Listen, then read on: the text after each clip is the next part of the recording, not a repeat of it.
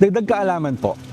Alam niyo po ba na ang simpleng panalangin, hindi lang po pala yan basta spiritual lang. Ayon po sa mga eksperto, may malaking epekto po pala yan sa ating mga utak. Ayon sa brain imaging studies, kapag ikaw ay nagpo-focus sa pananalangin o tahimik na pagninilay, na-activate ang bahagi ng utak na tinatawag na prefrontal cortex. Ito ang parte ng utak na responsable sa pag-iisip, self-control at tamang desisyon. Kasabay nito, humihina ang sobrang ingay ng isip natin. Yung overthinking, yung worry, yung paulit-ulit na problema sa isip, unti-unting kumakalma. Kaya kahit ilang minuto lang sa isang araw, ang pananalangin o tahimik na pagninilay, parang ginagawa mo ring mind reset ang utak mo.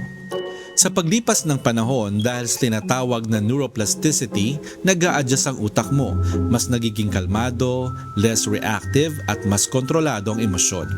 May mga pag-aaral din nagsasabing nakakatulong ito sa pagpapababa ng stress, mas maayos na tulog at mas stable na mood.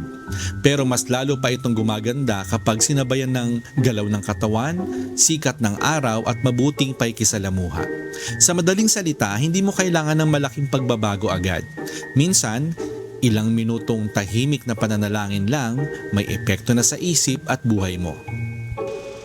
Sana po may natutuhan kayo at laging tatandaan, mapalad po ang tao na nakakasumpo ng karunungan at ang tao na nagtatamo ng kaunawaan.